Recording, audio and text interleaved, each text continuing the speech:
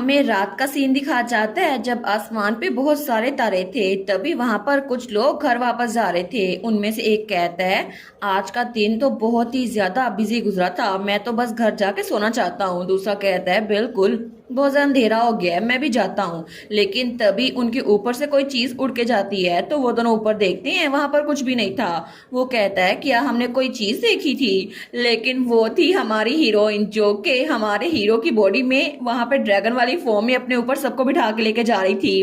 तो सारे के सारे उसके ऊपर बैठे थे, उसके तीनों बच्चे भी, उसका फादर भी और उसका भाई भी। तो तब एटल जो कि बैटी की बॉडी में था वो कहता है, स्टार क्या सच में तुम्हें यही देखना था? क्या तुम्हें यहाँ पर उड़ना महसूस करना था? वो कहती है, बिल्कुल, मैं तो हमेशा से इसको ट्राई करना चाहती थी। मैं तो सच में हर किसी के साथ यहाँ पर उड़ना चाहती थी। तो वहां पर तो सारे खुश थे, लेकिन ड्यूक की बॉडी में क्योरिस तो सबसे ज्यादा खुश था और क्योरिस की बॉडी में ड्यूक तो सड़ा हुआ बैठा हुआ था।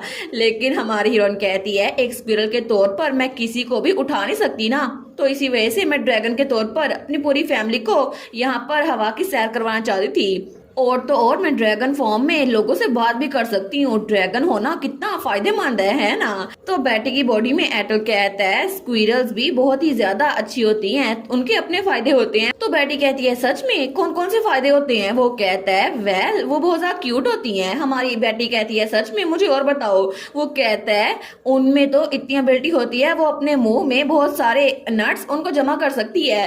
तो हमारी कहती है, अच्छा और क्या? वो सोचते हुए कहता है, अच्छा इसके अलावा बहुत ज्यादा क्यूट होती हैं, पूरी दुनिया में सबसे ज्यादा क्यूट। लेकिन बैटी तो ड्रैगन वाली बॉडी में उसकी बात सुनकर बिल्कुल भी अच्छा महसूस नहीं करी थी। तभी वो गुस्से में आते हुए कहती है, इसके अलावा भी कोई चीज है कि क्यूट थी मैं? तो तब वो तो गुस्से में आ गई थी, लेकिन उसने तो वहां सबको नीचे गिरा दिया था। तो ड्यूक की बॉडी में क्यूरस उसकी टेल के साथ चिमटा हुआ था, उसका बेटा लियोनिस उसकी पीठ पे था और हमारी हीरोइन की बेटी ऑरिया, वो भी एक ड्रैगन थी, वो भी उड़ रही थी। वो कहती है, डैड मॉम गुस्से में है, लेकिन बेचारा कार्लितोस और क्यूरस की बॉडी में हमारा ड्यूक, वो दोनों तो नीचे गिर रहे थे। और तब हमें अगली सुबह का सीन दिखा जाता है। तो तब एटल की बॉडी में बैठी कहती है, तुम कह रहे हो कि तुम्हें एंटीडोट बनाने में ज्यादा टाइम लग जाएगा?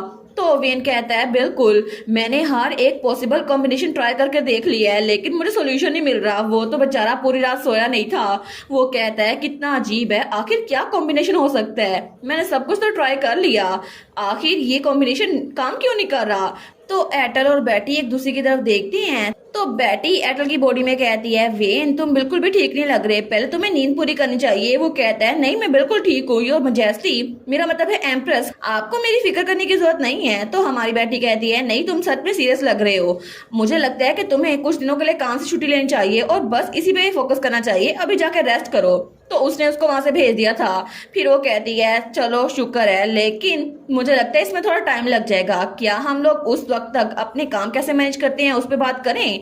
वेल अभी के लिए मैं इंसानी फॉर्म में एटल तुम्हारे सारे काम कर दूंगी और मुझे लगता है इससे कोई मसला नहीं होगा। तो एटल कहता है, सच में? मैं तुम पे ट्रस्ट करता हूँ स्टार। तो हमारी बेटी कहती है, फिर क्या तुम जाकर अकाउंट शॉप को देख सकते हो?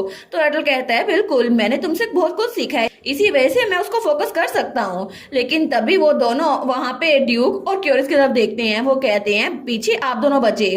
तो बैटी एटल की बॉडी में नीचे बैठती है। वो कहती है, डैड मुझे लगता है कि क्यूरिस के बहुत सारे लेसन पड़े हुए हैं, तो आप क्यूरिस बनकर उसके लेसन्स ले सकते हैं। तो ड्यूक सोचता है, अच्छा लेसन्स लेने हैं, वेल क्लास तो मैं ले ही सकता हूँ। तो हमारी हीरोइन की बॉडी में जो एटल था वो सोचता है, क्यूरिस के फेस पे एक्सप्रेशन कितने अच्छे लग रहे हैं ना, बिल्कुल सीरियस वाले, हालांकि ये ड्यूक है। तो तब ड्यूक कहता है, ठीक है, मैं उसकी जगह क्लासेस ले लूंगा, तो तुम लोग बाकी का काम संभाल लेना। वो कहती है, जी जी बिल्कुल, आप फिक्र ना करें, और वैसे भी कार्लितोस भी तो यहीं पर है ना, वो सब कुछ संभाल लेगा। तो हमारा एटल जो बैटी की बॉडी में था, तो वो सोचता है, मुझे ऐसा बैठा हुआ देखकर मुझे बिल्कुल अच्छा नहीं लग रहा, ये थोड़ा एम्बैरेसिंग है। लेकिन तभी बैटी कहती है, क्यूरिस तुम भी बहुत ज्यादा बिजी हो है ना, अभी के लिए जब तक तुम ग्रैंडपा की बॉडी में हो ना, तुम्हें थोड़ा केयरफुल रहना पड़ेगा। तो वो कहता है, ठीक है मदर, तो मेरी तो आज एक हिस्ट्री क्लास थी, ग्रैंडपा क्या आप मेरी जगह लेंगे? तो उसका ग्रैंडपा कहता है, बिल्कुल, मैं तुम्हारी जगह क्लास ले लूंगा। वो कहता है, थैंक यू सो मच। तो वो कहता है, बस मुझे बता दो कि कहाँ पर जाना है। वो कहता है, जी जी बिल्कुल।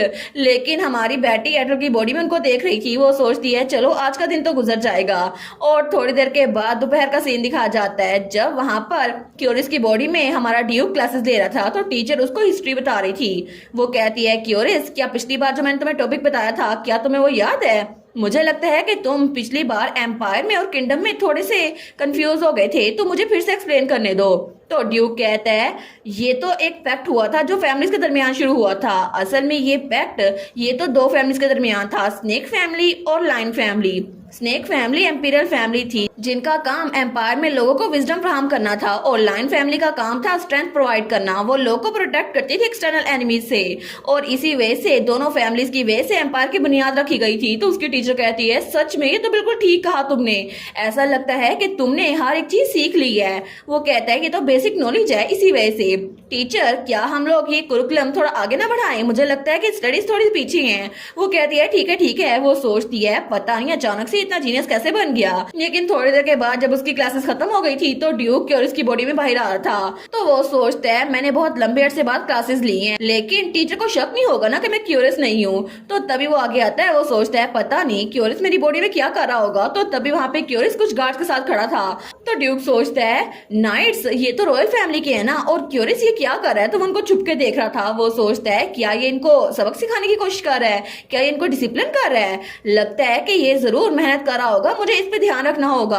तो ड्यूक तो उनसे बात कर रहा था। वो सोचता है क्या एक मिनट, क्यूरियस आखिर ये क्या बात कर रहा है। उस बेचारे को तो बड़ी परेशानी हो रही थी। वो सोचता है नहीं मेरी बॉडी में ये मत करना।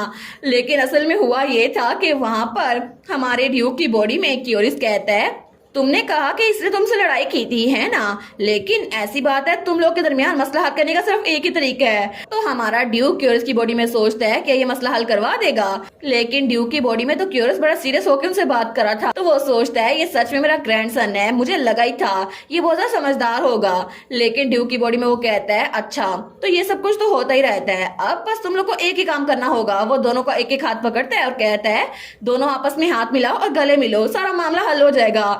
तो वो दोनों और क्यूरियस की बॉडी में ड्यूक सारे कहते हैं क्या मामला हल हो जाएगा। तो तभी वो नाइट्स कहते हैं ड्यूक क्या आप हम पे गुस्सा कर रहे हैं। वो कहता है बिल्कुल भी नहीं, मैं तुम लोग को भी गुस्सा क्यों करूंगा, बस हाथ मिलाओ और तुम लोग लड़ाई माफ कर दो। लेकिन बेचारा ड्यूक जो कि क्यूरियस की बॉडी में था वो सोचता है ये क्या बोल रहा है। तो वो नाइट्स बेचारे तो कांप रहे थे। वो कहते हैं योर हाइनेस हमें माफ कीजिएगा, हमने इतने छोटे से मैटर के लिए आपको परेशान किया। दूसरा भी कहता है बिल्कुल आपको गुस्सा कम करना चाहिए। वो कहता है ना मुझे पता था तुम लोग तो ऐसे ही बिला वजह लड़ाई कर रहे हो, अब अच्छे से दोस्त बन जाओ ठीक है। लेकिन बेचारा क्यूरियस उसे देखा नहीं चाहता, वहां पे आ जाता है। वो कहता है ग्रैंडफादर। तो ड्यूक कहता है ग्रैंडपा नहीं मेरा मतलब है क्यूरियस क्या हुआ। तो क्यूरियस उसे बुक दिखाते हुए कहता है मैंने आज हिस्ट्री पढ़ी थी। तो ड्यूक सोचता है अच्छा। वो कहता है मैंने तो यहाँ पर वो कुछ भी लिख दिया है जो कि मुझे आज पढ़ाया गया था। तो ड्यूक की बॉडी में क्यूरियस कहता है थैंक यू ग्रैंडपा आपने मेरे लिए नोट्स ले लिए। वो कहता है कोई बात नहीं, लेकिन तब उसे कहता है ग्रैंडपा कि आप थोड़ी देर के लिए मेरे साथ चल सकते हैं ताकि मैं आपको बता सकूं मैंने आज क्या पढ़ा। तो ड्यूक कहता है ठीक है। और तब वो पीछे वाले नाइट से कहता है मेरे जाने के बाद तुम लोग दोस्ती कर लेना ठीक है। वो लोग कहते हैं जी जी। लेकिन ड्यूक के जाने के बाद वो लोग आपस में कहते हैं मुझे लगता है कि वो बड़े गुस्से में थे, इसी वजह से उन्होंने अब दूसरी टेक्निक यूज की है, हम पे गुस्सा नहीं किया। लेकिन कुछ दिनों के बाद बेचारे ड्यूक की जो कि क्यूरियस की बॉडी में था उसकी बस हो गई थी। वो जल्दी से हमारी बेटी के पास आता है जो कि एटल की बॉडी में थी। तो तब वो कहती है फादर क्या हुआ। ड्यूक कहता है कि अभी तक वो पोशन पूरा नहीं हुआ जिससे सोल्स वापस आ सकती हैं। बेटी कहती है मुझे लगता है कि वो जल्दी खत्म हो जाएगा, क्यों क्या कुछ हुआ है। तो क्यूरियस की बॉडी में ड्यूक कहता है नहीं इतनी भी कोई बड़ी बात नहीं है, बस गलत मत समझना, मैं क्यूरियस से बहुत ज्यादा प्यार करता हूँ लेकिन बस मैं इसको और बर्दाश्त नहीं कर सकता। तो बेटी उठते हुए वहां आती है। वो कहती है क्या क्यूरियस ने कोई मसला खड़ा किया। ड्यूक कहता है मसला अगर मैं तुम्हें कहूँ ना तो असल में तो वो बहुत ज्यादा ब्राइट था। तो बेटी कहती है क्या बहुत ज्यादा ब्राइट था। वो कहता है बिल्कुल, वो तो गार्ड्स के पास गया था, उन सबसे कह रहा था दोस्ती करो, और कल तो मेड्स के पास गया था, उनसे कह रहा था तुम लोग बड़ी काम करती हो, तुम लोग के लिए फ्लावर्स लेकर आया हूँ। और आज तो खाने के टेबल पे भी गया था, जब उन्होंने कहा था आपके लिए वाइन लेके आई है तो उसने कहा था नहीं इसको ऑरेंज जूस में चेंज कर दो। और ये सब कुछ देखते हुए सारे के सारे सर्वेंट्स को लग रहा है कि मेरी बॉडी के अंदर कोई और आ गया या फिर मेरी जहनी हालत खराब हो गई है। तो तब बेटी कहती है अच्छा ये सब कुछ हुआ था। वो कहता है बिल्कुल क्यूरियस मेरा बहुत ज्यादा अच्छा ग्रैंडसन है, लेकिन फिर भी ये बहुत ज्यादा हो गया है, मुझे इस सब से छुटकारा चाहिए। तभी दरवाजा बजता है। तो वो कहता है हाँ अंदर आ जाओ। तो वहां पे वेन था। वो कहता है ओ एम्प्रेस आप भी यहाँ पर हैं। तो वो दोनों कहते हैं वेन। तो तभी ड्यूक वहां आते हुए कहता है मुझे बताओ क्या पोशन कंप्लीट हो गया। वो कहता है जी कंप्लीट हो गया, आपको कैसे पता, लेकिन अब देखिए मैं आपके लिए वो पोशन लेकर आया हूँ, आप लोग इसको ट्राई कर सकते हैं। और थोड़ी देर के बाद वो चारों फिर से एक कमरे में थे। तो एटल जो कि बैटी की बॉडी में था वो कहता है उसने कहा था कि हमें इसको परफ्यूम की तरह स्प्रे करना होगा, है ना। तो वो उसको लेता है और उसको पूरी तरह स्प्रे कर देता है पूरे कमरे में, लेकिन थोड़ी देर के बाद भी कुछ नहीं होता। तो ड्यूक जो कि क्यूरियस की बॉडी में था वो कहता है अभी तक हम अपनी बॉडी में नहीं आए, आखिर ये हो क्या रहा है, क्या तुमने सही से यूज भी किया या फिर नहीं। वो तो एटल की तरफ जा रहा था कि मुझे दो ये परफ्यूम की बोतल। तो एटल कहता है जी मैंने सही से यूज तो किया था, लेकिन तभी वो बोतल पकड़ लेता है। वो कहता है इसको मैं खुद यूज करके देखता हूँ। तो क्यूरियस जो कि ग्रैंडपा की बॉडी में था ना वो कहता है ग्रैंडफादर क्या आपको मेरी बॉडी में रहते हुए कुछ मसला होता है। वो कहता है नहीं नहीं ऐसी बात नहीं है मेरे प्यारे बच्चे, असल में मुझे तो तुम्हारे बारे में फिक्र हो रही है कि तुम बड़ा काम करते हो इसीलिए। लेकिन तभी वो बोतल वो बहुत ज्यादा हिलने की वजह से उसमें से धुआं निकल रहा था। तो बैठी कहती है ये पोशन। ड्यूक कहता है अच्छा ये, लेकिन तभी वो पूरे कमरे में फिर से धुआं फैल गया था और सबको फिर से खांसी आ रही थी। लेकिन थोड़ी देर के बाद वो लोग वापस आ गए थे अपनी अपनी बॉडी में। तो वो कहते हैं सच में हम अपनी बॉडी में वापस आ गए, ये सच में खत्म हो गया। तो तभी वेन कमरे के बाहर खड़ा हुआ था, तभी दरवाजा खोल के कहता है क्या पोशन काम कर गया। तो बैठी कहती है when thank you so much, तुम्हारी वजह से हम लोग वापस आ गए।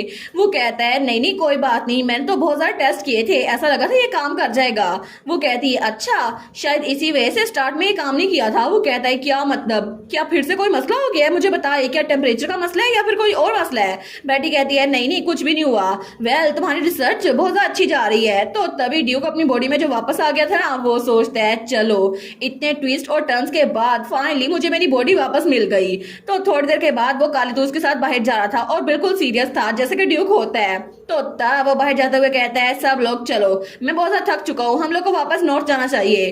तो तब वो लोग पीछे वाले कहते हैं क्या, लेकिन उनकी तो खुशी का कोई ठिकाना नहीं था। उनमें से एक कहता है अब सच में वो ऐसे बात करे जैसे वो गुस्से में हो, लगता है कि उनकी तबीयत ठीक हो गई है। दूसरा भी कहता है बिल्कुल हमें तो उनके गुस्से वाली शक्ल देखने की आदत हो गई थी। लेकिन ड्यूक तो आगे जा रहा था और पीछे सारी खुशियां मना रहे थे कि फाइनली ड्यूक अपनी असली हालत में वापस आ गए हैं, क्योंकि पहले जब ये गुस्सा नहीं करते थे ना तो हमें इनकी आदत नहीं पड़ी थी, लेकिन अब फाइनली वापस से हमें उनकी यही शक्ल देखने को मिलेगी।